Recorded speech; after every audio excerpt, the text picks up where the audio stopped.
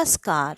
मैं स्नेहा, आपकी होस्ट, एक बार फिर से आपका स्वागत करती हूँ आपके अपने चैनल डर का घर में। आज जो मैं कहानी आपके लिए लेकर आई हूँ, ये कहानी एक ऐसी कहानी है जिसको सुनकर किसी का भी दिल दहल सकता है, क्योंकि शायद आप भी कभी उसी रास्ते से गलती से गुजरे होंगे। लेकिन अगर आपके साथ आज तक कभी कोई हादसा नहीं हुआ तो आप भगवान को इसके लिए शुक्रिया कहें, क्योंकि कई परिवार उस रास्ते के मायाजाल में फंस चुके हैं। उस रास्ते पर रह रहे छलावे के छल से छले जा चुके हैं, जिनमें से कुछ लोगों ने अपनी जिंदगियां गंवा दी और कुछ लोग ऐसे थे जो कि बचकर निकल पाए। उनके ही माध्यम से आज की ये कहानी हम तक आई है।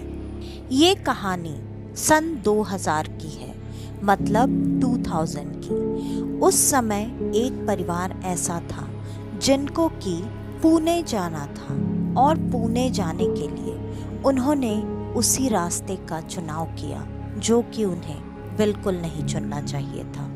वो परिवार अपने घर से खुशी खुशी निकला, क्योंकि उनको अपने रिश्तेदार की शादी में जाना था। उनका जाना पहले से ही तय था, लेकिन उन्होंने किसी भी ट्रेन या बस का रिजर्वेशन नहीं कराया था, क्योंकि उन लोगों ने पहले से ही तय कर रखा था कि वो शायद नहीं जाएंगे। लेकिन पति का काम जल्दी खत्म होने के वजह से वो शादी में जाने के लिए अब तैयार हो चुके थे, और उनका कहना था कि हम लोगों ने उनको ना कर दी है, तो अगर हम अचानक ऐसे उनके वहाँ शादी में पहुँच जाएंगे तो उनको ज़्यादा खुशी होगी। इसलिए किसी को भी कुछ भी बताने की ज़रूरत नहीं है, हम अपने गाड़ी से ही ड्राइव करके वहाँ शादी में पहुँचेंगे। शादी कल ही होने वाली थी और वो आज अपने कार से ड्राइव करते हुए उस हाईवे की तरफ बढ़ चले। रास्ता काफ़ी लंबा था, लेकिन परिवार में आपस में बातचीत करते करते रास्ता कैसे कट रहा था उन्हें पता भी नहीं चला, और बातें करते करते उन्हें इस बात का भी अंदाज़ा नहीं हुआ कि वो अपनी ड्राइविंग नॉर्मल स्पीड से कम स्पीड पे कर रहे हैं। देखते ही देखते सूरज ढल चुका था और अंधेरा होने ही वाला था। अचानक उनको उनके छोटे बेटे ने, जिसका नाम था मयूर, उसने गाड़ी रोकने को कहा। मयूर ने कहा, पापा पापा जल्दी गाड़ी रोकिए यार, मुझे बाथरूम जाना है। ये बात सुनते ही सब लोग हंसने लगे और सबको अंदाज़ा लगा कि वो काफ़ी दूर से काफ़ी लंबे समय से ड्राइविंग करते हुए आ रहे हैं और उन्होंने बीच में गाड़ी कहीं नहीं रोकी है। बेटे के रोकने पर गाड़ी रोक दी गई और वो उतरकर जंगल के झाड़ियों में चला गया। वो वहाँ से थोड़ी देर तक नहीं लौटा। माता पिता को चिंता होने लगी, क्योंकि बेटा उनकी नज़रों से अभी दूर था और ये अनजान रास्ता था। अचानक तभी उनको सामने एक बोर्ड दिखा, जहाँ से वो हाईवे कटता था और वो रास्ता जंगल की तरफ होते हुए जाता था, जिस पर लिखा हुआ था कि वो पुणे का शॉर्टकट रास्ता है। और तो और अंदर ढाबे के भी साइन बोर्ड्स बने हुए थे। उनको ढाबा चाहिए था, क्योंकि उन सबको भूख लग चुकी थी।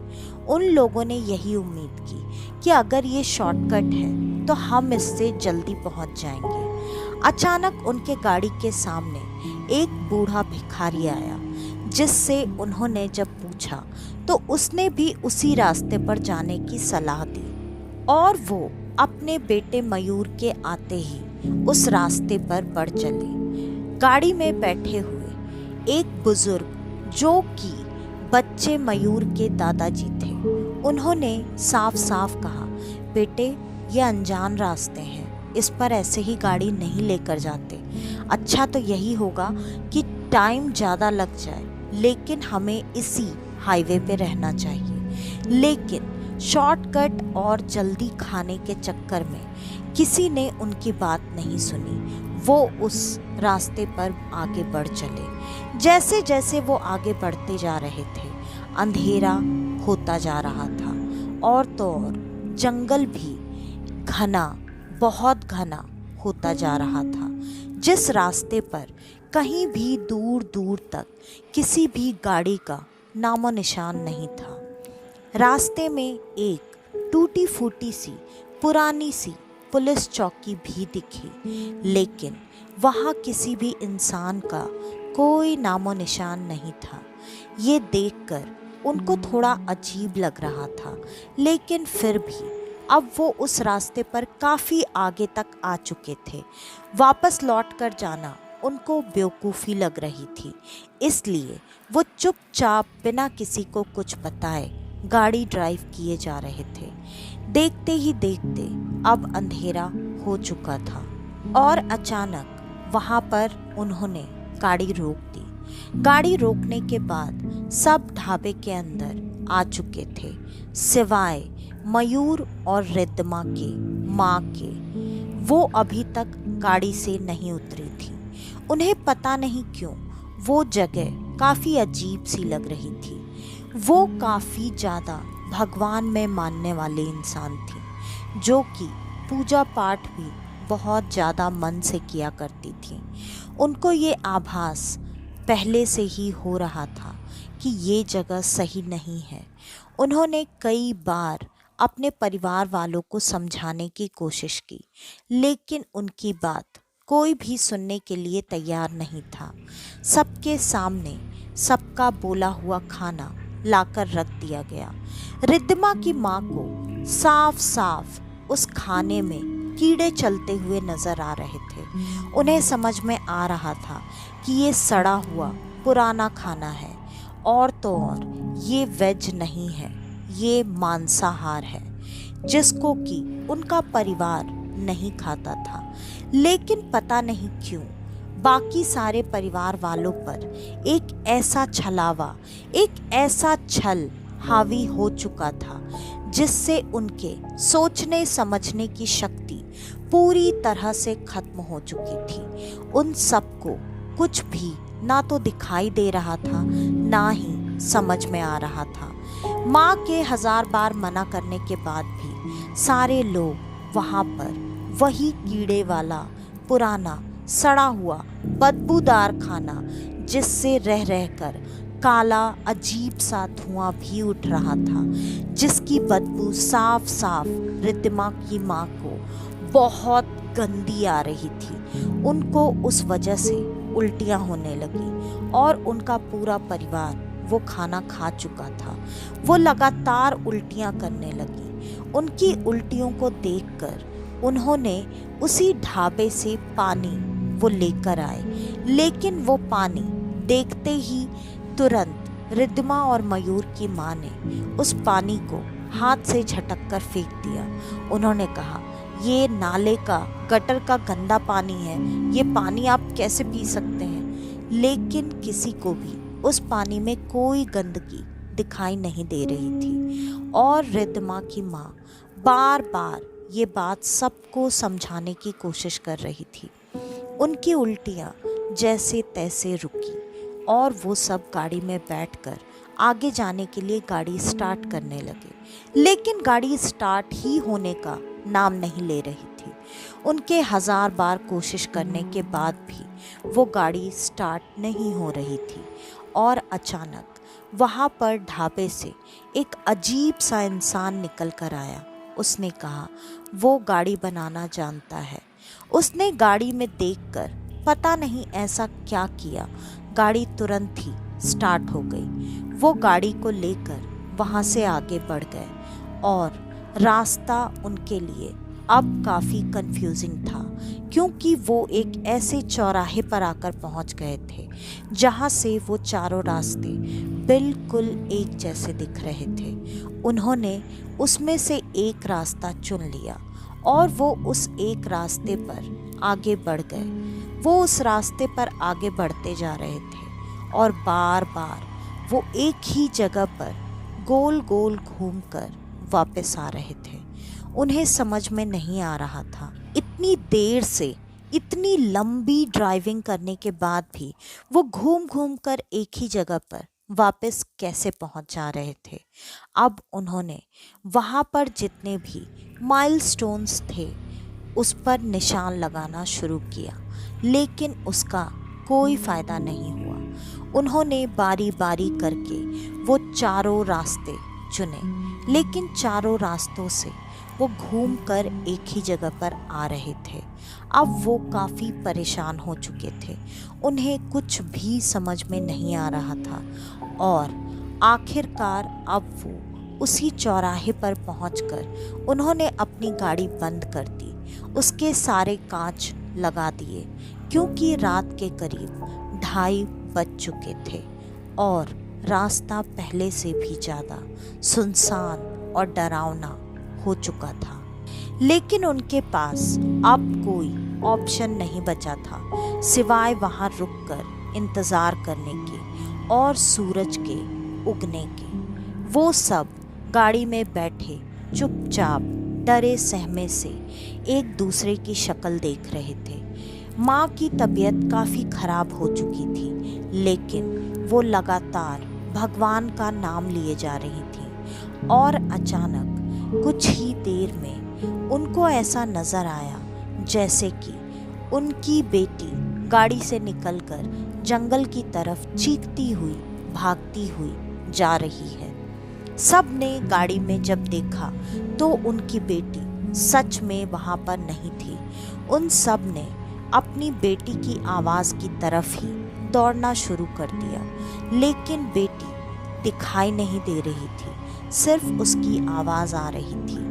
ये बात समझ में आने तक उसके पिता उन सब से दूर हो चुके थे। माँ ने अब अपने बेटे मयूर और अपने ससुर जी को अपने साथ रखते हुए कहा, उनको उस रास्ते पर जाने दो, हम यहाँ से कहीं नहीं जाएंगे और सुबह होने तक कोई भी कहीं नहीं हिलेगा। वो वापस सबको जैसे तैसे गाड़ी तक लेकर आ गई और गाड़ी में बैठकर उन्होंने कहा कि तुम भी भगवान का नाम लेना शुरू करो। ये चीज़ देखकर मयूर के दादाजी ने कहा, हाँ तुम्हारी माँ बिल्कुल सही कह रही है, ऐसे समय पर सिर्फ और सिर्फ भगवान ही हमें बचा सकते हैं। वैसे भी मैंने तो पहले ही कहा था इस रास्ते पर आना बिल्कुल सही नहीं होगा, लेकिन तुम में से किसी ने भी मेरी बात नहीं सुनी। अब चुपचाप गाड़ी में बैठे रहो और भगवान जी का नाम लेते रहो। वो सब बारी बारी भगवान का नाम लेते रहे और उनकी बेटी और पति की दोनों की अब चीखने चिल्लाने की आवाज़ें आ रही थी। वो बार बार मदद के लिए पुकार रहे थे, लेकिन मयूर की माँ ने ना तो मयूर को और ना ही उसके दादाजी को गाड़ी से निकलने दिया। वो पूरी कोशिश कर रही थी अपने परिवार को बचाने की, उनकी रक्षा करने की, लेकिन अब धीरे धीरे जैसे जैसे रात गहरी होती चली जा रही थी और उनके पति और बेटी की आवाज़ें बहुत तेज़ तेज़ दर्द में कराहने की, चीखने की, चिल्लाने की आवाज़ें बढ़ती जा रही थी। उनका भी मन दुखी होता जा रहा था। वो शायद उम्मीद छोड़ रही थी, लेकिन दादाजी लगातार हनुमान चालीसा का पाठ कर रहे थे और अब धीरे धीरे आवाज़ें आना बंद हो चुकी थी। लेकिन वो मन ही मन अपने भगवान को याद करके उनसे मदद मांग रही थी, उनसे बोल रही थी कि भगवान कुछ भी कीजिए, लेकिन मेरे परिवार की रक्षा कीजिए। हमने आज तक कभी भी किसी का भी ना तो बुरा किया है, ना ही बुरा चाहा है, तो आप हमारे साथ ऐसा कैसे कर सकते हैं? मदद कीजिए हमारी। ये बात बिल्कुल सच है। भगवान हमेशा सच्चे और साफ दिल वालों की मदद हर हाल में करते हैं। इस बात का भरोसा आपको, हमको, सबको हमेशा होना चाहिए। ये भरोसा कहीं ना कहीं मयूर की माँ का बहुत ज़्यादा अटल था। इस वजह से देखते ही देखते वो भयानक डरावनी काली रात बदल चुकी थी। उस रात में उनके गाड़ी के आसपास भी कई सारे लोग आते, भटकते और चले जाते। उस समय इस तरह से माहौल बना हुआ था जैसे कि उन सब अजीब सी शक्तियों को वो गाड़ी शायद नज़र ही नहीं आ रही है। ये कैसे हुआ? क्या ये उनकी प्रार्थना का असर था या फिर भगवान ने सच में उनकी मदद करने के लिए वहाँ से उनको उन शक्तियों की नज़रों से दूर कर दिया था? ये बात तो आज तक कभी भी मयूर और उसका पूरा परिवार नहीं समझ पाया। सुबह हो चुकी थी। अब वो सब गाड़ी खोलकर बाहर निकले और भगवान का नाम लेते हुए ही उस घने भयानक जंगल के अंदर घुसते चले जा रहे थे। वहाँ पर थोड़ी दूर अंदर जाने के बाद अचानक से मयूर को उसके पापा दिखाई दिए, जो कि ज़मीन पर बेहोश पड़े हुए थे। उनके आधे शरीर पर कीचड़ लगा हुआ था, बाकी के शरीर पर पंजों के निशान थे, लेकिन अभी भी उनकी सांसें चल रही थीं। वो अपने साथ पानी लेकर आए थे। उन्होंने तुरंत उस पानी के छींटे भगवान का नाम लेते हुए ही उनके ऊपर डाल दिए। जैसे ही ऐसा किया गया उनको होश आ गया, लेकिन वो काफ़ी डरे हुए थे, घबराए हुए थे। वो होश में आते ही अजीब अजीब सी बातें करने लगे और बताने लगे, लेकिन अभी भी रिद्धिमा को ढूंढना बाकी था। परिवार के बाकी के लोग दादाजी को छोड़कर सब रिद्धिमा को ढूंढने के लिए आगे बढ़ गए। दादाजी वहीं अपने बेटे के पास रुके रहे। बाकी के परिवार वाले उस घने जंगल में अंदर रिद्धिमा को लगातार आवाज़ देते हुए तेजी के साथ आगे बढ़ रहे थे, ताकि उन्हें उनकी बेटी मिल जाए और वो जल्दी से इस जगह से निकल सके। और फिर अचानक उनको उनकी बेटी वैसे ही एक खंडहर वाली जगह पर मिली, जैसा कि उन्होंने इस रास्ते में घुसते हुए देखा था, जो कि एक पुलिस चौकी थी, पुरानी टूटी फूटी। वैसी ही एक जगह पर रिद्धिमा ज़मीन पर लेटी हुई थी। रिद्धिमा को भी लग रहा था जैसे कुछ चोटें आई हैं, और रिद्धिमा को भी पानी डालकर होश में लाया गया। रिद्धिमा की हालत भी कुछ अपने पिता की तरह ही थी। वो भी होश में आते ही डर कर अजीब अजीब सी बातें करने लगी और अपनी माँ से लिपट कर बिलक बिलक कर रोने लगी। वो बार बार अपनी माँ को वो चीज़ें बता रही थी, समझा रही थी कि उसके साथ क्या हुआ, वो गाड़ी से कैसे निकली। उसने शुरू से लेकर अभी तक की सारी बातें अपनी माँ को बताई। उसने बताया, अचानक से मुझे ऐसा महसूस हुआ जैसे कि आप सब जंगल की तरफ आगे जा रहे हैं। मैं आप लोग को ही आवाज़ देते हुए, ढूंढते हुए आपके पीछे पीछे जंगल में आगे बढ़ गई, लेकिन जैसे ही मैं जंगल में थोड़ा अंदर आई, अचानक से आप सब गायब हो गए और मैं जंगल में रास्ता भूल गई। फिर अचानक कोई चीज़ मेरे पैर से लिपट गई और उसने मुझे गिरा दिया। बाद में मुझे ज़मीन पर काफ़ी दूर तक उसने घसीटा, जैसे कि वो मुझे मार ही डालेगी। मुझे कोई चीज़ दिखाई नहीं दे रही थी, बस मुझे अजीब सी भयानक भयानक हंसी की आवाज़ें आ रही थीं। मुझे बहुत डर लग रहा था। मैं भगवान का नाम लेने लगी और थोड़ी देर में मैं बेहोश हो गई। मुझे बस इतना एहसास हुआ कि कोई है मेरे पास, जो कि उन सारी चीज़ों को मुझसे दूर करने की कोशिश कर रहा है। मेरी आँखें बीच में जब थोड़ी देर के लिए खुली थी तो मैंने देखा मेरे आसपास एक अजीब सी तेज रोशनी थी, जिसमें मुझे कुछ भी दिखाई नहीं दे रहा था, और फिर मैं बेहोश हो गई। अभी मेरी आँख खुली तो आप लोग मेरे सामने हो। मुझे बहुत डर लग रहा था मम्मा, वो चीज़ मुझे मार डालती। मैं बहुत डर गई थी। ये सारी बातें सुनकर रिद्धमा की माँ को समझते देर नहीं लगी कि शायद भगवान ही उन सब की मदद के लिए यहाँ आए थे। अब वो सब आगे बढ़कर अपने पति की तरफ, पिता की तरफ जाने लगे।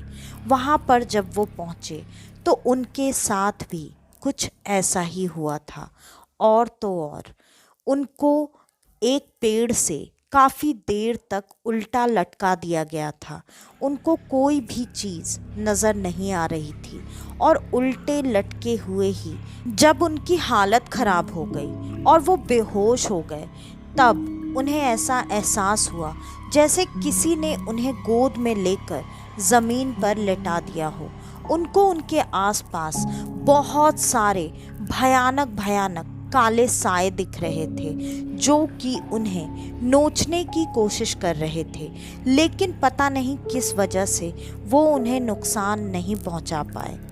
अब सबने मिलकर भगवान को धन्यवाद कहा और सब तेजी से बढ़ते हुए अपनी गाड़ी के पास आ चुके थे और सब ने भगवान का नाम लेकर जैसे ही उस गाड़ी को स्टार्ट किया, वो गाड़ी स्टार्ट हो गई और वो उस रास्ते से बहुत जल्दी निकलकर मेन हाईवे पे आ चुके थे। शादी आज रात की थी।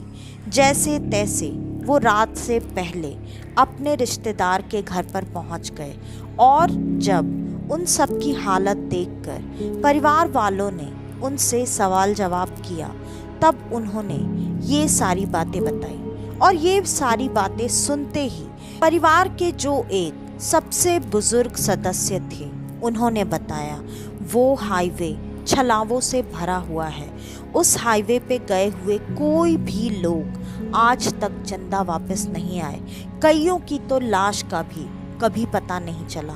तुम लोग भगवान का शुक्र मनाओ कि तुम उस रास्ते पर जाकर भी सही सलामत बचकर और लौटकर वापस आ गए। ये बात सुनकर परिवार वालों को ये तो समझ में आ गया था कि वो छलावे के माया जाल में फंस गए थे और ये बात तो पूरे परिवार को पहले से ही समझ में आ चुकी थी कि उनको यहाँ तक जिंदा और सही सलामत लाने वाले और कोई नहीं, उन सबके भगवान ही थे। वापस से एक बार पूरे परिवार ने भगवान का नाम लेकर उनको धन्यवाद किया और शादी के पूरे परिवार के साथ मिलकर मज़े लिए। वो हाईवे आज भी वहीं है, लेकिन अब उस रास्ते पर जाने की भूल बहुत कम लोग ही करते हैं। आप कभी ये भूल मत कर देना। तो आज की ये कहानी यहीं पर ख़त्म होती है। आपको हमारी आज की ये कहानी कैसी लगी, हमें कमेंट करके ज़रूर बताइएगा। और अगर आपको हमारी ये कहानियाँ पसंद आती हैं तो हमारी इन कहानियों को ज़्यादा से ज़्यादा शेयर करें। अगर आज आप पहली बार हमारे इस चैनल पर आए हैं तो हमारे इस चैनल को लाइक, शेयर और सब्सक्राइब करना बिल्कुल न भूलें। तो आज के लिए बस इतना ही। मैं स्नेहा, आपकी होस्ट, आज के लिए लेती हूँ अलविदा।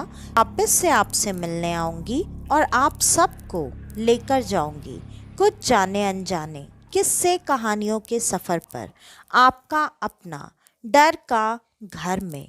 तो तब तक के लिए नमस्कार।